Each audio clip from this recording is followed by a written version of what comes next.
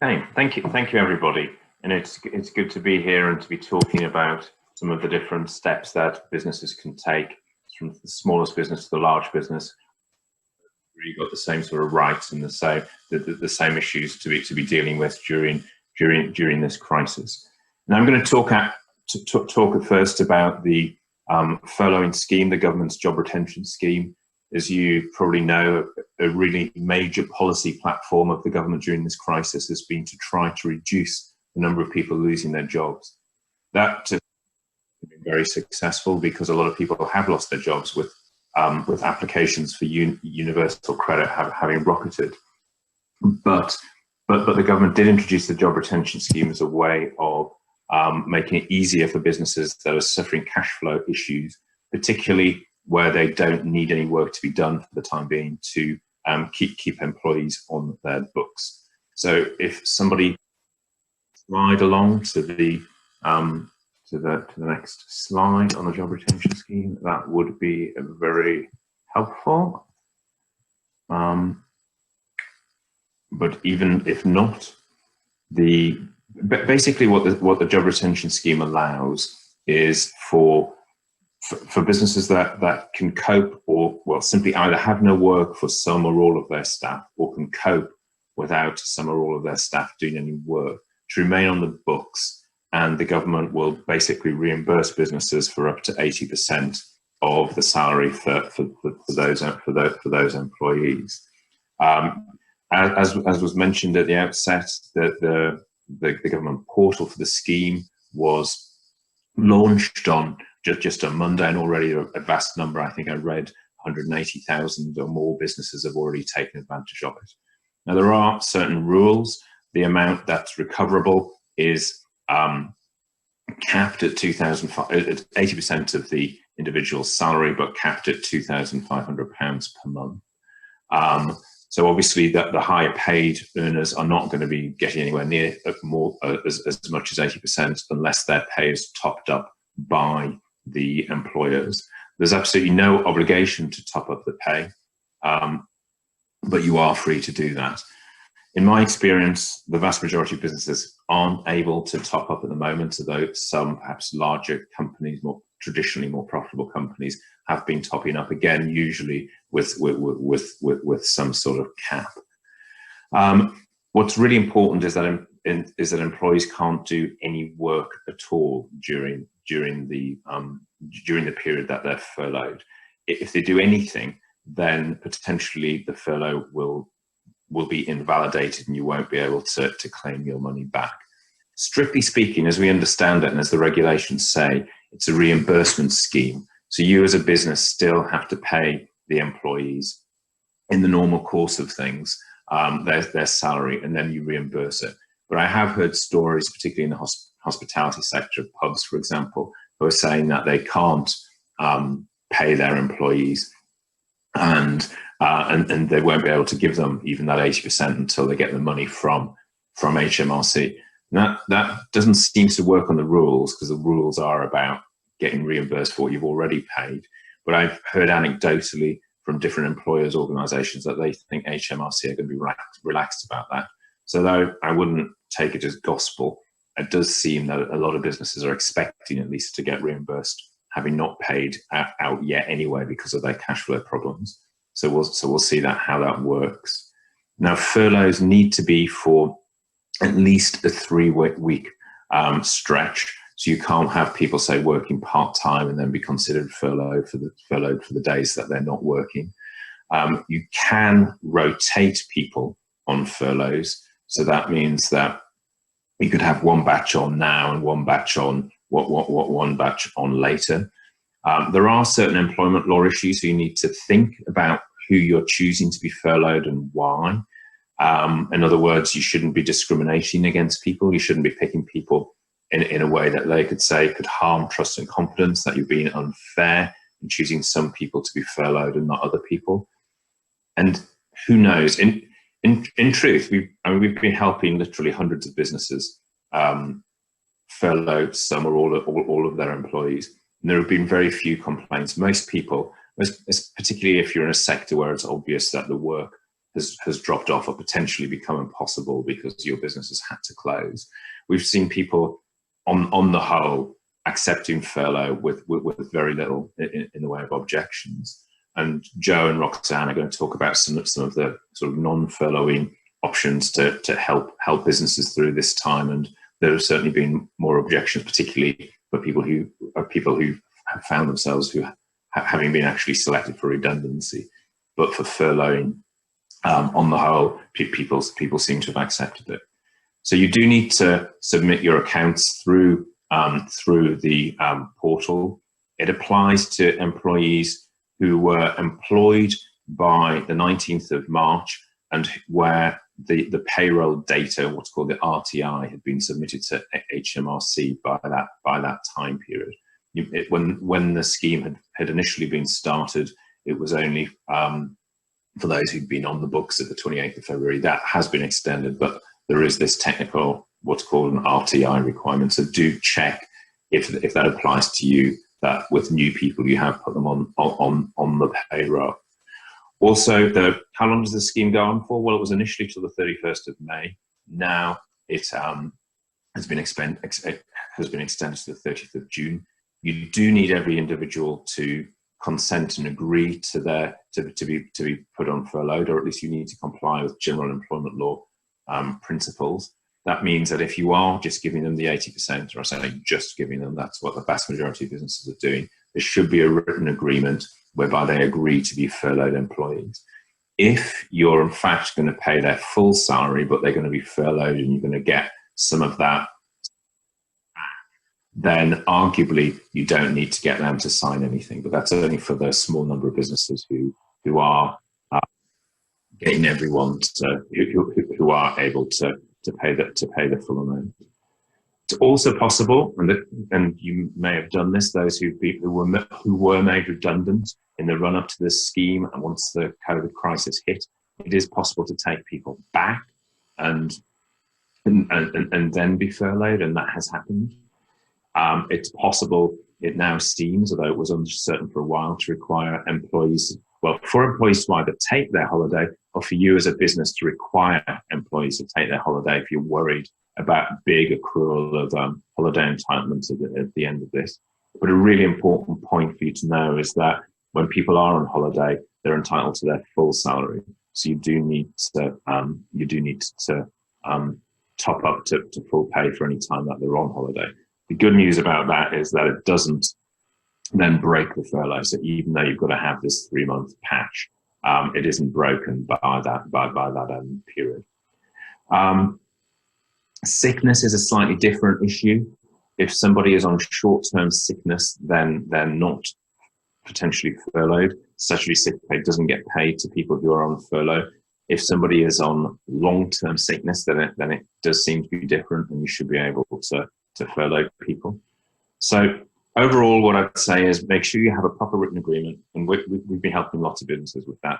So if you do need any help, just drop us an email.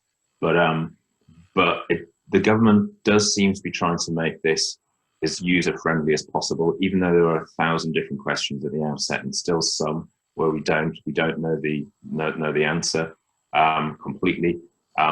It's clear the government doesn't want people to lose their jobs. So it seems, and we won't know for sure until businesses actually start getting their money back, but it seems that the government is, every time someone's mentioned a problem, and every time some sort of inconsistency has been raised, the HMRC and the government more generally have been trying to resolve those in a way that's helpful to business and makes it easier for employees to stay employed and to get their money back. So although, the proof is in the pudding, you need to get your money, but it looks like this is a scheme that is going to be helpful, and so hopefully will save at least some jobs. But if the furlough scheme doesn't make sense for you because either there are people you have to lose and you don't see a long-term future, or if you actually need people to do some work but you just can't afford to pay their full salaries at the moment, then Joe is going to talk through some of the other issues now. So over to Joe.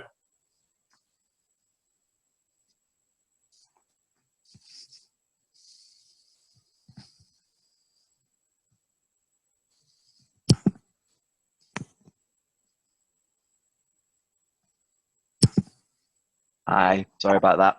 Had a bit of an issue with unmuting myself. Thanks, Paul. So as Paul was saying, the positives of the furlough scheme is that obviously you get to recoup a certain level of pay that you can pay to employees. So that's the positive. The negative being that employees can't do any work at all whilst they're on furlough. So I'm going to talk a little bit about some of the alternatives that there might be to placing people on furlough. Ultimately, the furlough scheme, the main reason it's been brought in is to avoid redundancies, people losing their jobs entirely. And Roxanne's going to speak a bit after me about that sort of last ditch option of going through a redundancy process.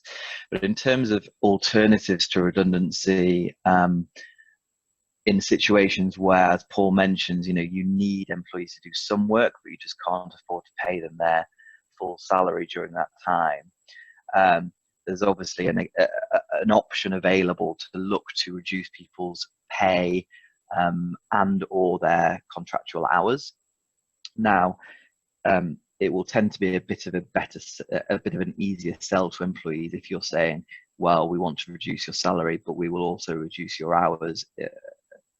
Either consistent to the reduction in salary, or at least potentially so that there's a benefit to the employees. So, for example, if you were to move them down to 4 days a week but only reduce their salary by 10%, that's actually arguably beneficial to them because they're getting paid more for doing less work.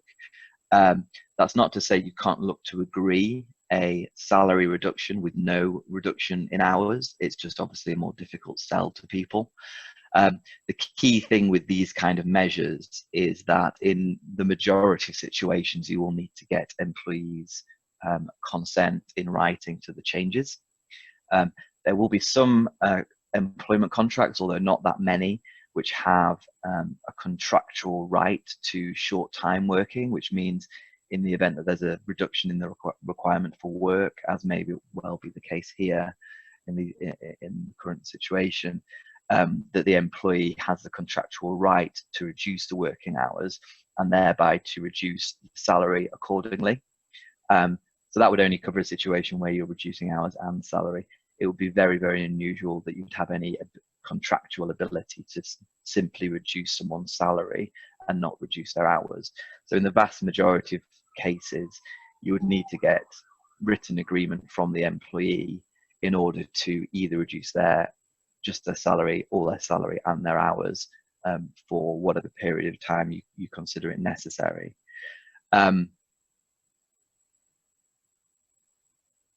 So one thing to bear in mind as well is if you're reducing people's weekly hours, there's potentially a right for the employee to obtain statutory guarantee pay. So if someone is, for example, being reduced from 5 days to 4 days, then there is quite a limited ability to claim essentially a benefit from the government. It is very limited in that it is only payable, it's £29 per day for up to 5 days in any three-month period. So it's a maximum of £145. So really, it's not a huge benefit to people, but it's worth pointing out when looking to communicate that option to people that they may well be able to claim some form of benefit for the reduction in working hours that they're agreeing to. Question that often gets asked in these kind of scenarios is, well, what if they refuse to agree the change we're suggesting, even though it's, in our view, beneficial for the workforce? The answer to that is you can't unilaterally enforce that change. So enforce that change without their consent, unless you have a clear contractual right to do that. That being said, it is possible and okay to mention to them what the alternatives might be if they aren't to agree the change. You have to be very careful because of unfair dismissal protection, which applies to any employee with over 2 years service, and also to bearing in mind any discrimination claims there might be. You need to be careful not to be saying to people, if you don't agree this change, we will make you redundant or we will terminate your employment. In the vast majority of cases, we would be comfortable with having something in the letter that says, you know, if we aren't able to get agreement from the workforce to these changes, we will need to consider what the alternatives might be, which could involve some redundancies or some job cuts. So keeping it broader than saying, you know, we will make you redundant if you don't agree, because that risks unfair dismissal claims, because you need to go through a proper redundancy consultation process in order to effect any redundancy. One of the other measures which is similar but slightly different is that you could offer the opportunity for employees to purchase more holiday. So obviously, rather than reducing their hours from 5 days to 4 days, for example, you could instead say, well, in the circumstances, we would like you to purchase more holiday, which would reduce their salary according to the number of additional days they purchase. And obviously they would then get those additional days to take. The negative of that, of course, is that at this time of the year, when everything that's going on, in reality, people aren't going to want to be taking holiday in most cases. So it's potentially a more difficult sell. You can sell it to people by saying, we will allow people to purchase holiday, but then you can take it later on in the year or potentially next year. And there has been some legislation brought into force alongside this coronavirus issue, which says that employees can now take holiday, can carry over holiday to the next 2 holiday years. So that's a potential way of selling that option of purchasing more holidays, that you can allow them to take it when things are hopefully back to normal in the future. So that's just a sort of summary of some of the other alternatives to furloughing. And then Roxanne's going to talk a bit about the sort of worst case scenario of potential redundancies.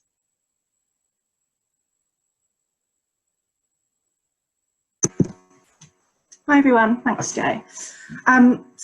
So if you've decided that none of those options are really quite enough for you, the next step might be to consider redundancies, which is ultimately a permanent removal of a role.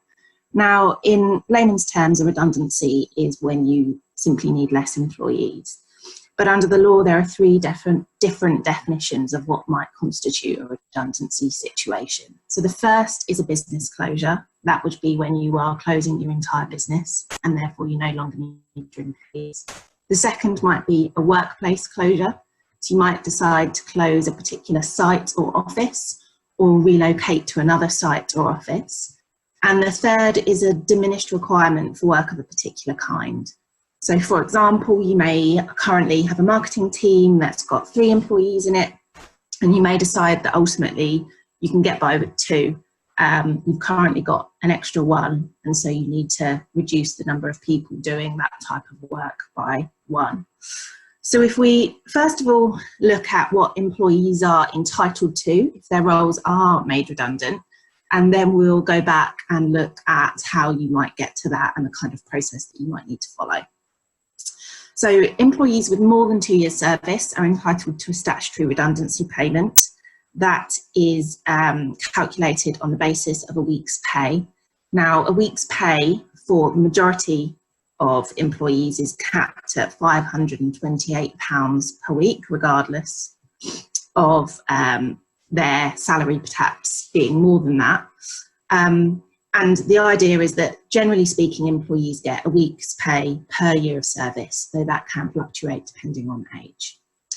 They're also entitled to notice under their contract, and there are different ways of dealing with notice. In accordance with the contract, your contracts might allow you to put employees on garden leave for their notice.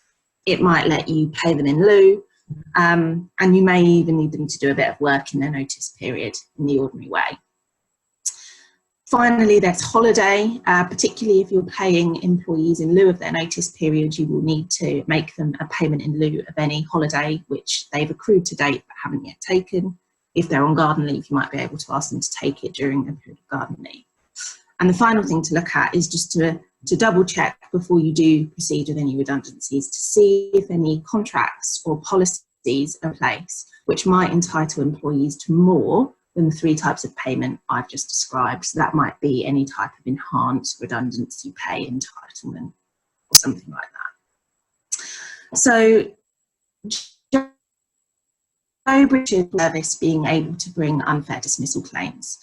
And the way to avoid an unfair dismissal claim is to make sure that when you are dismissing employees, you've got a fair reason and you also follow a fair process. Now, redundancy is a fair reason for dismissal. So if you've got one of the 3 kind of sub-reasons I described earlier, business closure, workplace closure, or diminished requirement for work of a particular kind, you've ticked that box. And then you need to go on to the fair process. Now, at the moment, because of the coronavirus job retention scheme, one of the first steps in that fair process is going to be considering the furlough and whether that's enough to meet your requirements. So unlike some other European countries who have developed a programme to the furlough, in the UK there's no legal obligation to furlough employees. But if you press ahead and make redundancies without considering it, without commenting the fact that it, then that could potentially be a reason for a tribunal finding that the dismissal was unfair. So first step is to consider that, and if that doesn't work for you, document why that is. The process.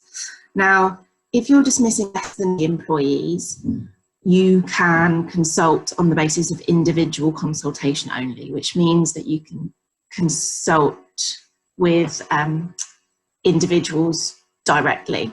So the first step is going to be thinking about the roles that you need to remove. And that's a process of pooling. So if we go back to that example I gave of a marketing team with 3 people in it, and you decide you only need 2 people going forwards, what pool scoring would require you to do is put the 3 marketing people in a pool, score them with regard to selection right, and then the person who scored the lowest of that pooling exercise would be the person you might then proceed to consult with about the redundancy.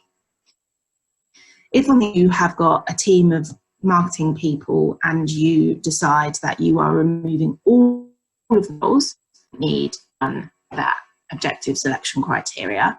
And likewise, if you had a team of 1 marketing person and you decided to remove that unique role, then again, you wouldn't need to run the pooling and scoring exercise. Once you've done that or decided that you don't need to do that because the role's unique or because you're removing everyone that does that role, you would then move on to individual consultation.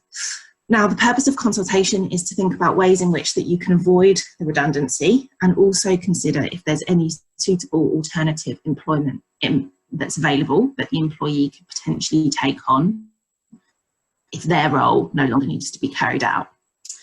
It usually involves a series of meetings. We say that the process should usually take about 2 weeks, so you can evidence that you have genuinely consulted and spent some time thinking about alternatives and discussing this with the employee.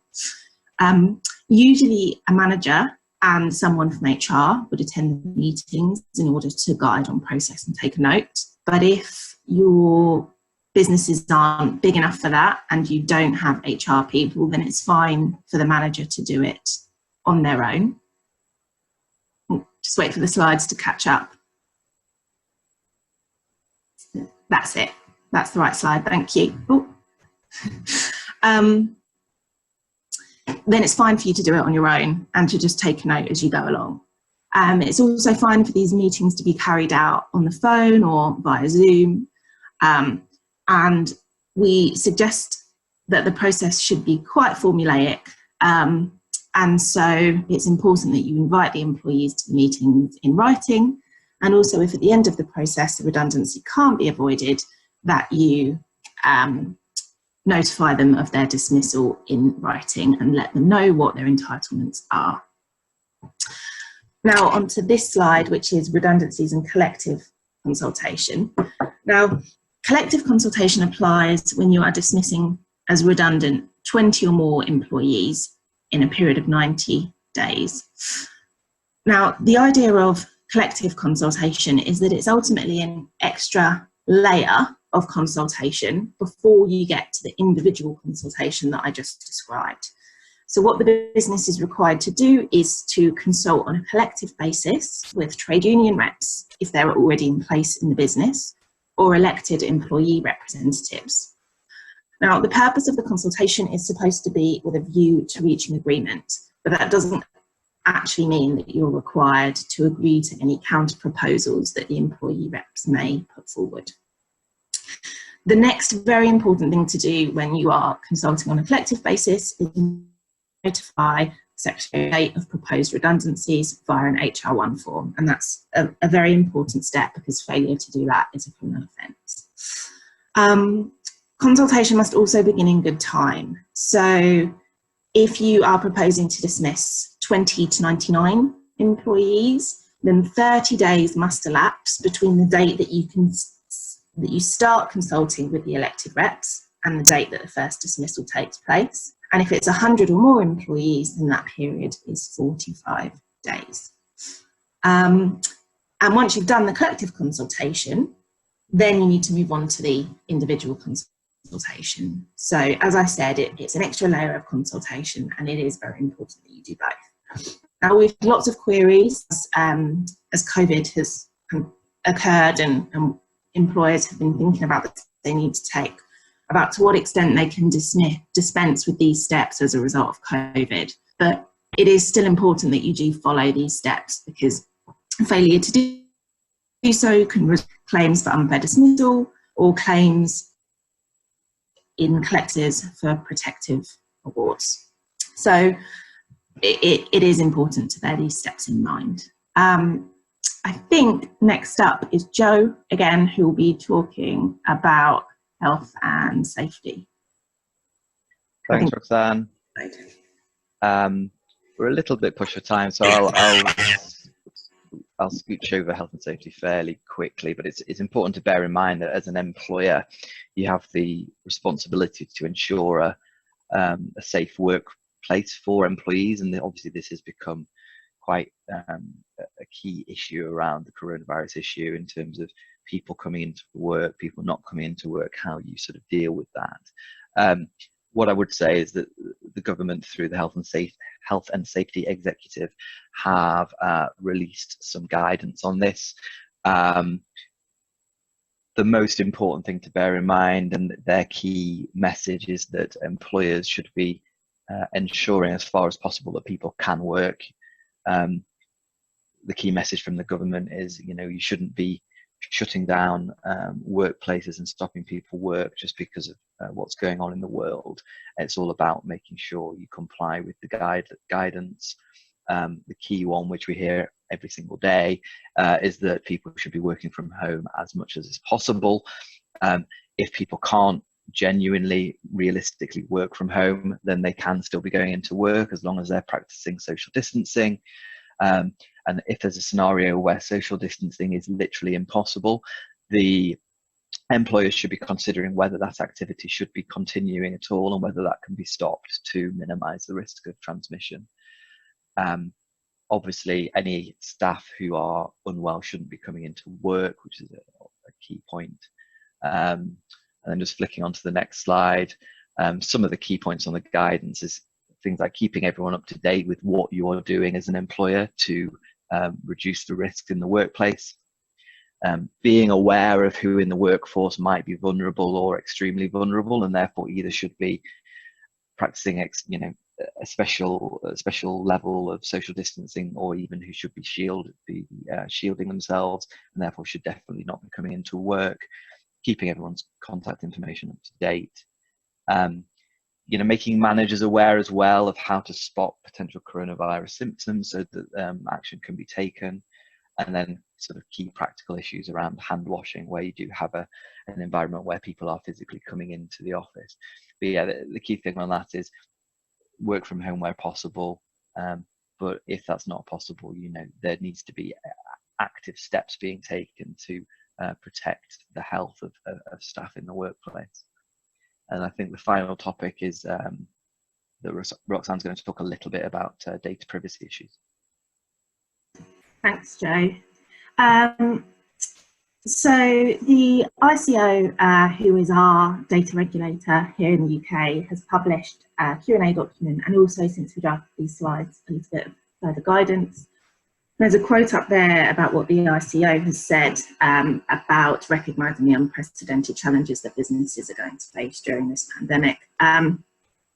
More recently, they've said that they are confident that our data privacy laws allow them to be a pragmatic and empathetic regulator. They've said they note staff and operating capacity are suffering shortages, and that there's going to be acute financial pressure affecting cash flow on many businesses, and they are going to bear this in mind when they come to making decisions about data privacy issues. So I've put on the slide the three kind of key areas that we think employers are maybe of use to them, or that they should be bearing in mind as we move through this. The first is in relation to data subject access requests. For those of you that aren't familiar with those are the rights of employees to ask their employers for details on the data that they hold about them.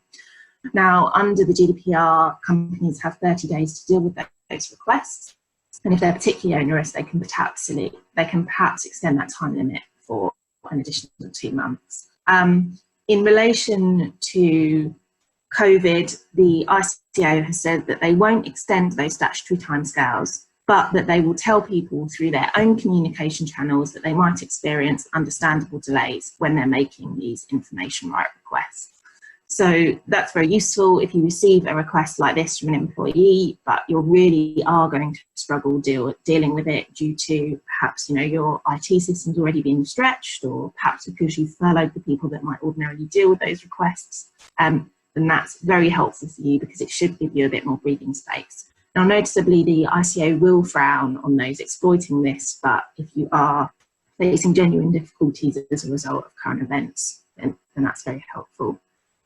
Second is some guidance on home working. The ICO has said that data protection should not be a barrier to home working and different ways of working, and that employers are to consider the same kind of security measures that they would use in normal circumstances. So that will include things like making sure computers, laptops, things like that are password protected, relevant documents are password protected, and any printed documents that employees might need to be working from are kept in a secure place.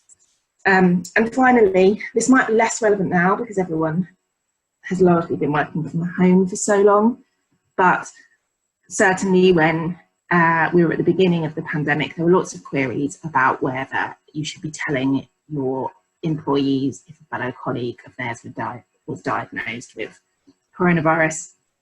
And the ICO has really stressed here that there's an important balance. You do need to keep your staff informed about cases in your organisation, and you do owe an obligation to ensure their health and safety. But of course, you don't necessarily need to name the individual. And in most cases, you should be able to discharge those obligations without having to name the individual involved. And the ICO has just re-emphasised that. So I think that takes us to the end of the slides. Yes, I do think so.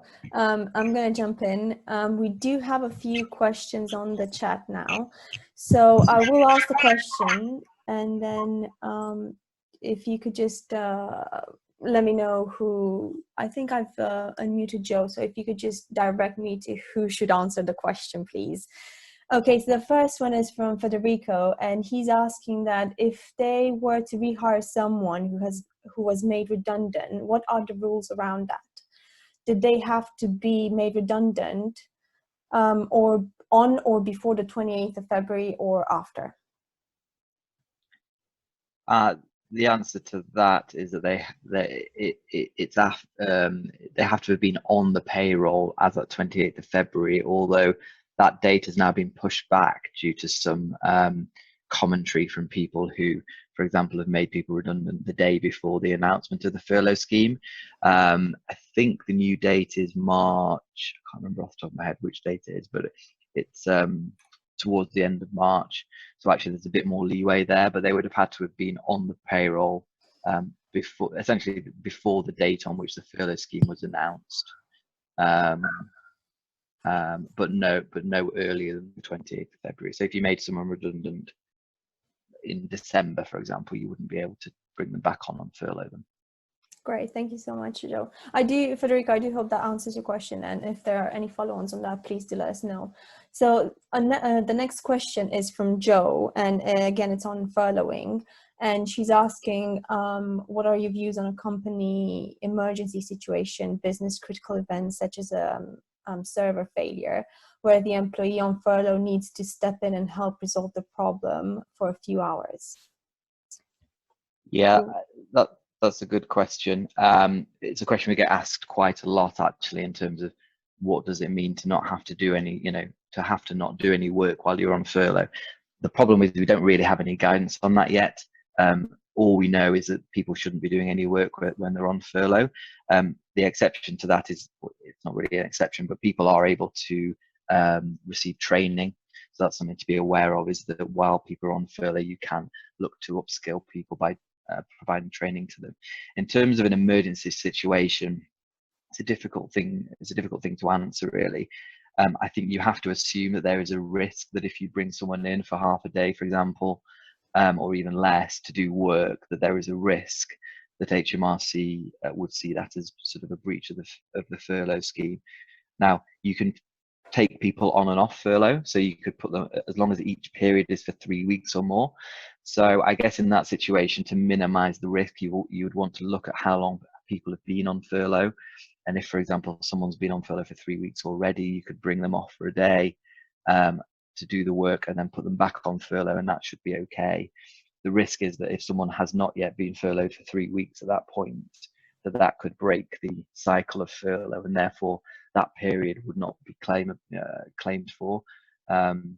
So, at the end of the day, you need to do what you need to do to make sure the business is running properly. But I guess it's a case of assessing the situation and who might be the right person to do it, to minimise the exposure to potentially not being able to claim under the scheme. Great, Joe, hopefully that will answer your question. Do let us know if you've got any follow-ons on that. So the next one comes from HSO, and he's telling us that he set up a company last August and he's the director. He's the only employee of the company, but have not registered for a PAYE. Is there any deadline to do it? How does he do it? Can he himself decide on how to pay himself anytime between 8 and 12 months? Anyone else wants to take that one? I don't mind answering it if not. Paul, would you be able to take that one, or shall we direct that to you? Sure. And basically, you need to have been on the payroll by the 19th of March. So if you're not already on the payroll, unfortunately, it won't apply to you. And there is help if you count as self-employed, because it sounds like you haven't been taking any pay at all. If you're self-employed, there is a separate government scheme where you can where you can also make an application. And although that one's running a bit later, the job retention scheme, in that they don't expect to make payments until June, then it's similar in that you can potentially get up to £2,500 of your self-employed earnings per month reimbursed by or at least paid for you by HMRC. But you will need to have put in previous tax returns in relation to that for that to apply to you. Great, thank you so much for that. I do hope that answered the question, and then do let us know that you have a follow-on. Paul, I'm going to keep you in for the next one, if you don't mind. And the next one is from Zach, and he's asking us if a company has furloughed staff and it becomes clear to the company during the furlough period that some of those employees will need to be made redundant rather than taken back onto payroll. How should the company best manage the situation? Then you basically need to follow the processes that Roxanne was discussing. So redundancy laws will still apply. What that basically means is that if the employees have less than 2 years service, it ought to be pretty straightforward, and you just need to pay them out for their holiday or any untaken holiday in their notice period, basically, whatever they've got in their contract. The only exception would be if somebody alleged they'd been chosen to be made redundant because of some sort of protected characteristics, or because they'd whistleblown about something. But assuming that doesn't apply, then you would just have to make them redundant in the normal way. If they have more than 2 years service, you'd need to go through the consultation process. So having someone on furlough doesn't stop you from making redundancies if you do need to make redundancies. Great, thank you, Paul. Those are all the questions that came through the chat. I don't know if anybody else has any other questions. Do let us know in the next minute or so, because otherwise the session will come to a close. So in the meantime, while we wait for the any other question to come through, I do want to thank you all three again for taking the time today and joining us. And I do hope the audience enjoyed and find this session useful. Also, I'm taking this opportunity to invite you to the next session that we have, and that's going to be happening next Wednesday at 3 p.m. And this time we're going to have a panel discussion with three experienced serial entrepreneurs / angel investors who are going to discuss about things like cash flow management and how do you pivot to preserve that, customer acquisition and retention, mental health, which are again hot topics for this period of time. I will do a follow-up email and I'll share the link to that event. In the meantime, there's another question that's come through, and Susan is asking if we can discuss projects with any staff members that are furloughed if we are not generating any income for the process. Paul, shall we? Sure. Well, anything that could count as work is going to be risky. So, and work isn't just generating revenue. Work is doing all sorts of things, including preparatory work. So, training is the only exception that we've been given by the government. As I mentioned earlier, they seem to be taking a fairly lax approach to the rules broadly, but you can't guarantee anything. And so if you're discussing if somebody's off on holiday or on an unpaid leave, it's probably not normal to be discussing projects with them. And you have to be thinking about treating them the way you'd be treating any other employee who well, any other person who wasn't at work then. So you certainly increase the risk. You can do whatever you like, but you just need to know that if you go the wrong side of the line, you might not get your money reimbursed. And they're quite clear that you shouldn't be doing any work at all. Great, thank you, Paul. We do have another follow-on from HZO, and I think I'm gonna unmute you, Roxanne, because this he's talking about he's asking whether he's entitled to the scheme, as he did not register to the PAYE before the 19th of March.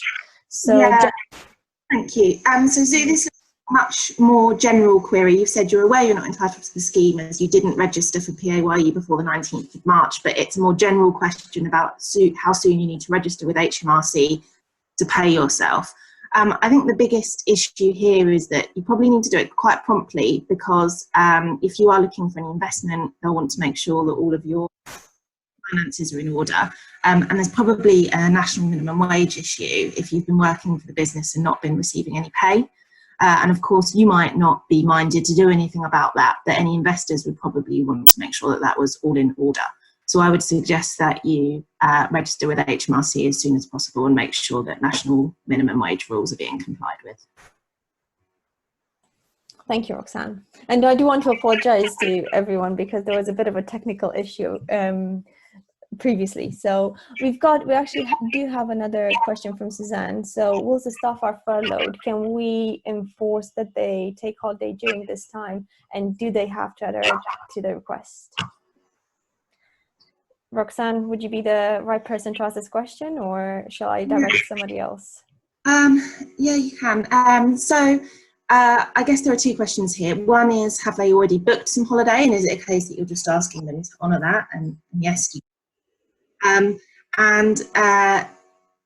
Secondly, we did think you could, and Paul and Joe, correct me if I'm wrong on either of this, but we did think that you could enforce staff to take holiday during the period, as long as you gave them twice the amount of notice as the holiday that they planned to take. So for example, if you wanted someone to take 5 days holiday, then you would have to give them 10 days notice of that. That's twice the amount of notice. I think there have been some very recent updates of holiday. I think they've been largely on pay. I think there might have been a question about whether enforcing holiday on staff during furlough kind of defeats the purpose of holiday, because if people are on furlough, and the purpose of holiday is that it's a health and safety requirement to give people a break from work. I don't think that's been entirely answered yet. So for now, yeah, we are seeing people, our staff, on holiday during furlough, and that's okay as long as you give them the relevant notice.